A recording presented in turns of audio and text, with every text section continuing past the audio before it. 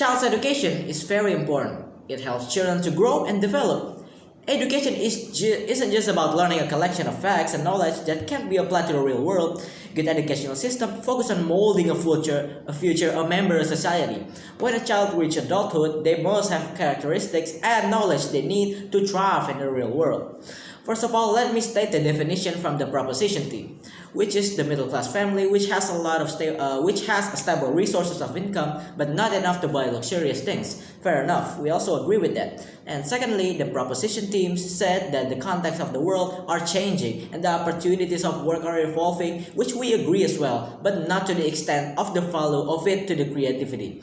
In some cases, it might be applicable to say creativity is a necessity for a job, but a lot of workplaces are now hiring for people with very strict set of skills and experience to do said job correctly and efficiently.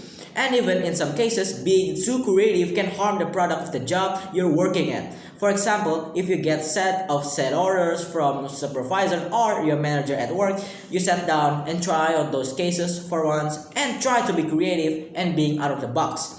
Guess what happened? The set order is not fulfilled and your job was deemed incompetent. This shows that evolution of the work are evolving, but not so much creativity is needed or not deemed as necessity as stated in the proposition argument. And lastly, as stated on the proposition argument, which is result of both houses are unpredictable and something we cannot control, which we partly agree. However, our side of the house proved to be more stable and more controlled because of the common workplace area and customer with common interests, which lead to our side being more predictable and controlled in general.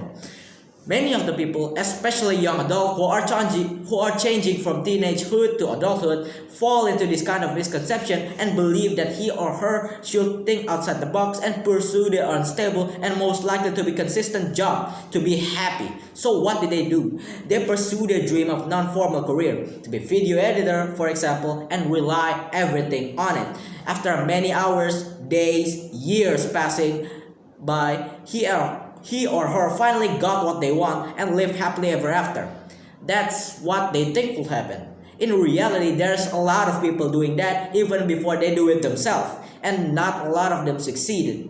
And after all of that, what people are chasing? A comfy job with everything they wanted, including pursuing their passion. But the proposition team failed to understand that due to a lot of people now chasing that kind of dream, that job becomes more common and have bigger demands, further making more people want to chase that dream and less workspace to get into. So what will realistically happen to he or her at our story?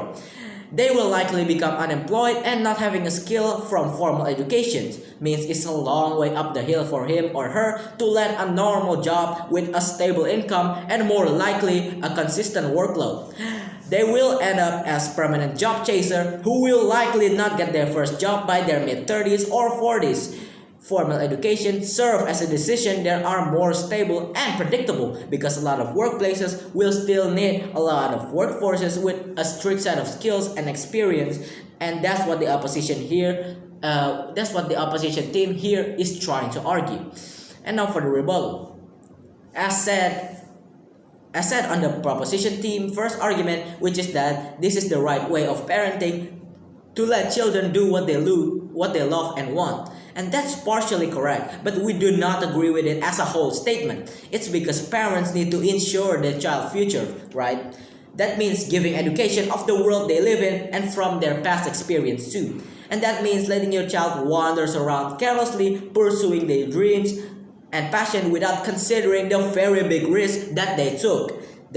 The parents should, as their guardian and guides, try to get their child to pursue the more stable path and not the risky and inconsistent path that, if they fail to achieve, will leave themselves in a bad place. That is pretty hard to come back on, and that's why we disagree at the first argument that is stated by the proposition team.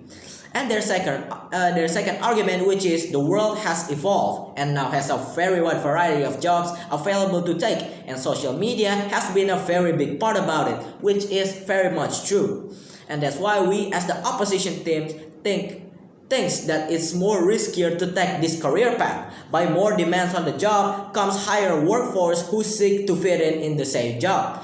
making it now feel like a formal job. More demands means more conditions to meet, and more conditions to meet mean is more likely to have monotonous set of tasks and that proposition teams argue about. That means those creativity-based informal jobs are made to be more strict, especially on the creativity base, and making it seems like a normal and formal job. The difference is sometimes this kind of job have variables of paycheck and most likely depends on the customer satisfaction. That means this kind of job is very much unstable and inconsistent even when being a full-time employee. And now to my first and only argument, which is that formal education also can build the social spirit of the child and form their identity. We know that every child who is growing and developing in the world of school must not know where they are in the future. And formal education is the answer. This normal education becomes a process for the child to find out what he likes and enjoy, which will become his future work. If the child is prioritized to pursue the creative digital skill or career, this will make the child uncomfortable with what they are doing, especially if what he does is open to his hobbies. These skills activities also usually only study one specific area which will later become their work in the future. Unlike formal education where they study many fields at the formal education, and the child will clearly know about what field he likes during his formal education, which will become his future work. And also, the character of the child will grow and develop as long as they undergo a formal education, which will be a plus point for them in the future. I think it's clear I disagree with supporting the child to pursue a creative digital skill or career and not prioritizing the child's formal education. Formal education is very important because it contains character education for the child itself. Formal education can also be a source of insight into science and art that can be later applied to everyday life, especially in the workforce area. Formal education also trains the child in terms of mental, physical, and responsibility.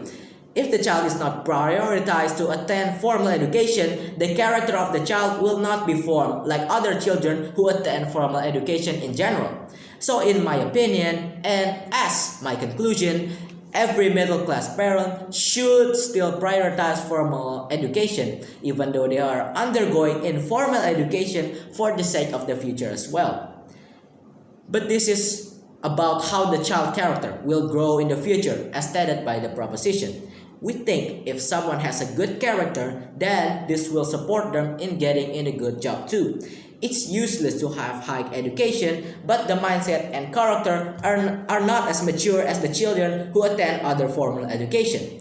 Character education is a priority for middle-class parents for their children because it acts as a more consistent and stable way for their children to find more jobs in the future and having their life in general.